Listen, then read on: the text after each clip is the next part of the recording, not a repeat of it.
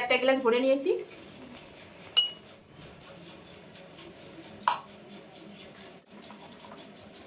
একটা বোতল কিন্তু আমি খুব ভালো করে ভরে নিয়েছি, এই দেখো। তো এবার ঢাকনটা লাগাতে বানিয়েছি। তো চলো বন্ধুরা, নমস্কার বন্ধুরা, তোমাদের সবাইকে অনেক অনেক স্বাগত জানাই বন্যা রান্নাঘরে। তো আজকেও কিন্তু দুর্দান্ত একটা রেসিপি নিয়ে চলে এসেছি। আজকে বানাবো হচ্ছে ম্যাঙ্গো ফ্রুটি। আমরা কিন্তু বাজার থেকে সবাই ম্যাঙ্গো ফ্রুটিটা কিনে খাই, কিন্তু অনেক কেমিক্যাল মেশানো থাকে বাজার থেকে। তো সেটা বাজার থেকে না কিনে যদি ঘরেই তৈরি করা যায় খুব সহজভাবে, তাহলে কিন্তু খুবই ভালো হয় বন্ধুরা। আর ছোট ছোট বাচ্চারা কিন্তু, বাচ্চা বড় সবাই কিন্তু খুব পছন্দ করে। তো চলো আজকে আমি নির্ভেজাল ভাবে একদম কোনো রকম কেমিক্যাল ছাড়াই কিন্তু ঘরের ফ্রুটি আমি বানিয়ে তোমাদের দেখাবো। তো দেখতে থাকো। যে সকল বন্ধুরা নতুন ফেসবুক থেকে দেখলে অবশ্যই পেজটি ফলো করবে, আর ইউটিউব থেকে দেখলে অবশ্যই চ্যানেলটি সাবস্ক্রাইব করবে। তো চলো শুরু করি। আর দেখো আমি কিভাবে বানাই ফ্রুটি। তার জন্য দেখো এখানে নিয়ে নিয়েছি আমি 1 কিলো পাকা আম। তো আমি 1 কিলো আম দিয়ে বানাবো আজকে। তো তোমরা চাইলে বাড়িয়ে কমিয়ে নিতে পারো আমের পরিমাণটা। আর তার সঙ্গে লাগবে কিন্তু 2টো কাঁচা আম। কাঁচা আম কিন্তু অবশ্যই দিতে হবে 2টো। কাঁচা আমটা দিলে কিন্তু ম্যাঙ্গো ফ্রুটির ফ্লেভারটা খুব সুন্দর আসে বন্ধুরা। তার জন্য কিন্তু আমি 2টো কাঁচা আম নিয়েছি, আর নিয়েছি 1 কিলো পাকা আম। তো এই আমগুলো কিন্তু আগে থেকে আমি খুব সুন্দর করে ধুয়ে রেখেছিলাম। রেখে এখন আমগুলো কিন্তু কেটে নেব।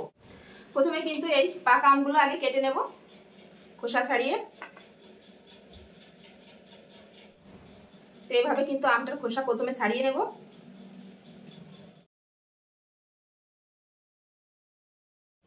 তো আমের খোসা কিন্তু খুব ভালোভাবে ছাড়িয়ে নিয়েছি। এবার পিস পিস করে কেটে নেব। তো দেখাচ্ছি তোমাদের কিভাবে কাটবো। এরকম ছোট ছোট পিস করে কিন্তু কেটে নেবো আমি। তো এই যেরকম ছোট ছোট পিস করে কিন্তু আম কেটে নেবো। আর এই আটিটা কিন্তু ভিতরে যে বীজটা অবশ্যই ফেলে দেবো।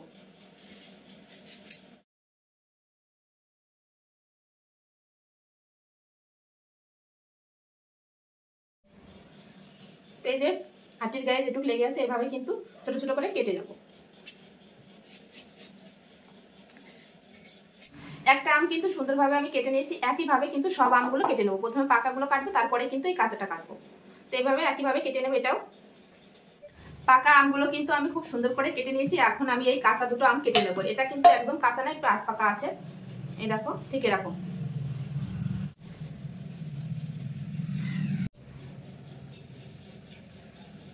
তো এই আম কিন্তু আমি টুকরো টুকরো করে কেটে নেবো। যেমন পাকা আম কেটেছি ঠিক একইভাবে কিন্তু এই আমটাও কেটে নেবো।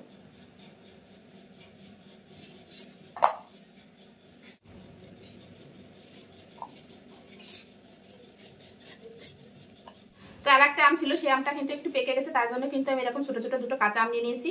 এই যে এই দুটো এরকম একইভাবে কিন্তু কেটে নেব। তো এবার কেটে নেব কিন্তু এই যে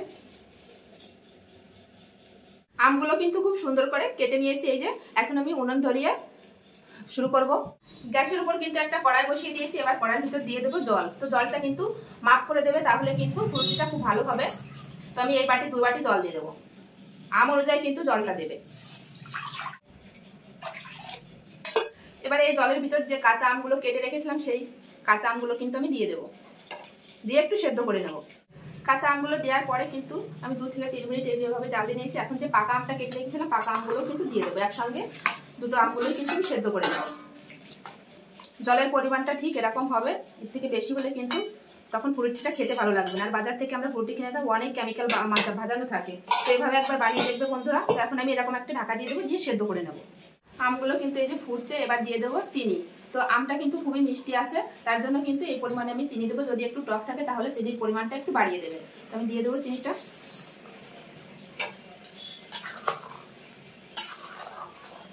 চিনি দেওয়ার পরেও কিন্তু আমি খানিকক্ষণ ফুটিয়ে নিয়েছি। আর দেখো আম কিন্তু খুব ভালোভাবে সেদ্ধ হয়ে গেছে। পাকা আমগুলো সেদ্ধ হয়ে গেছে, আর কাঁচা আমগুলো কিন্তু খুব ভালোভাবে সেদ্ধ হয়ে গেছে।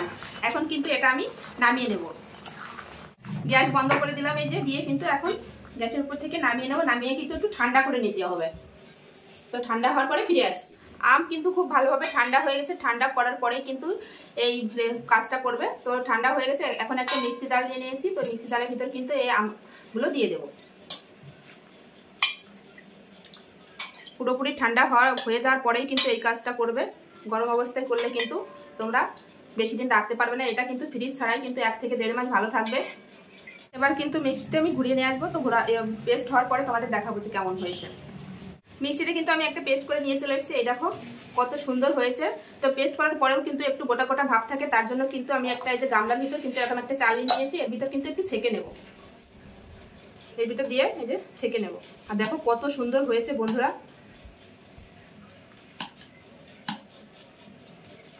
এইভাবে কিন্তু একটু ছেঁকে নেব। একইভাবে কিন্তু আমি পুরোটা এরকম ভাবে ছেঁকে নেব। তো সব আমের এই রসটা কিন্তু আমি ছেঁকে নিয়েছি। আর এই দেখো এর ভিতর কিন্তু একটু আঁশ আছে। আর এই যে এটা কিন্তু নেব না, এটা রেখে দেবো। তো দেখো কত সুন্দর হয়েছে বন্ধুরা।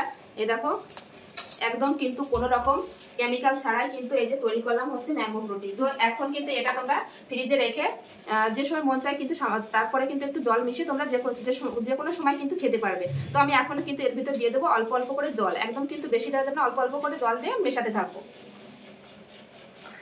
একবারে কিন্তু বেশি দেবে না জল। এটা হচ্ছে নর্মাল জল, না গরম জল না ঠান্ডা জল, দুটো কিন্তু কিছু দেওয়া যাবে না, এমনি নর্মাল যে জলটা সেটাই কিন্তু দিয়ে দেবো। এই যে আর দেখো তার একটু জল দিয়ে দিয়েছি, এবার দিয়ে মিশিয়ে নেব। তো ম্যাঙ্গো ফ্রুটিটা কিন্তু একদম রেডি। দেখো কত সুন্দর হয়েছে বন্ধুরা। আর কালারটা দেখো কোনো রকম কিন্তু রং ছাড়াই কিন্তু করেছি, একদম পিওর। দেখো তো দোকান থেকে না কিনে কিন্তু এরকম একটু আম কিনে নিয়ে এসে কিন্তু তোমরা বাচ্চাদের বানিয়ে দিতে পারো। এটা কিন্তু খুবই উপকারী বন্ধুরা, যেহেতু এর ভিতর কোনো রকম কেমিক্যাল বা কোনো রকম রং নেই। তো এখন আমি এই যে ফ্রুটির যে দুটো বোতল আমার কাছে ছিল, তো এই বোতলের ভিতরে কিন্তু আমি ভরবো, ভরে বাচ্চাদের দেবো। বাচ্চারা বুঝতেই পারবে না যে এটা বাড়িতে বানানো হয়েছে না দোকান থেকে কিনে আনা হয়েছে। আর এই যে কাঁচের গ্লাসও নিয়েছি, তো গ্লাস দুটোও কিন্তু আমি ভরে নেব। প্রথমে গ্লাসের ভিতর দেবো।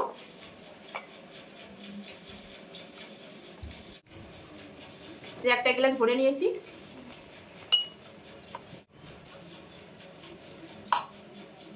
তো দেখো কত সুন্দর হয়েছে বন্ধুরা, দেখে কেউ বুঝতেই পারবে না যে এটা বাড়িতে বানানো হয়েছে।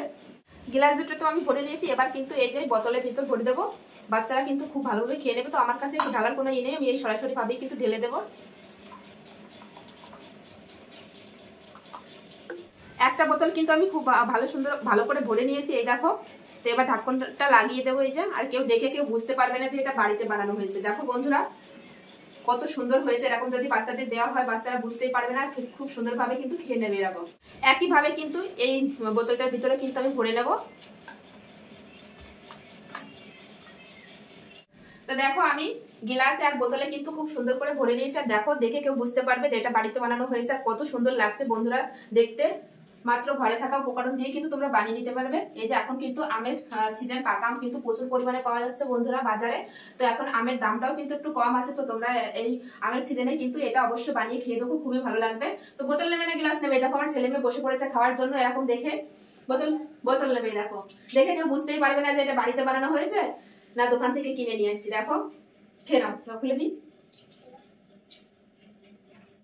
তো দেখো আমার ছেলে মেয়ে কিন্তু খুব সুন্দরভাবে খেয়ে নিচ্ছে। খাওয়া দেখে তোমরা বুঝতে পারছো যে কত সুন্দর হয়েছে। আর কেউ বুঝতেই পারছে না যে এটা দোকান থেকে কিনেছি না বাড়িতে বানিয়েছি। তো চলো বন্ধুরা, আর এই দেখো গ্লাস আছে। তো কত সুন্দর লাগছে বন্ধুরা দেখো। আর কালারটা কোনো রকম কিন্তু এতে আমি ফুড কালার দিইনি বন্ধুরা। আর এই দেখো আমার ছেলে কিন্তু খুব সুন্দরভাবে খেয়ে নিচ্ছে। তো আজকের এই ম্যাঙ্গো ফ্রুটি রেসিপিটা কেমন লাগলো অবশ্যই কিন্তু কমেন্টে জানিও বন্ধুরা। ভালো লাগলে অবশ্যই লাইক কমেন্ট শেয়ার করে কিন্তু অন্যকে দেখার সুযোগ করে দিও। তো এরকম নিত্য নতুন ভিডিও দেখতে হলে অবশ্যই বন্যা রান্নাঘর চ্যানেলটি সাবস্ক্রাইব করতে হবে। সবাই ভালো থেকো, সুস্থ থেকো। ফিরে আসছি নতুন কোনো রেসিপির সঙ্গে।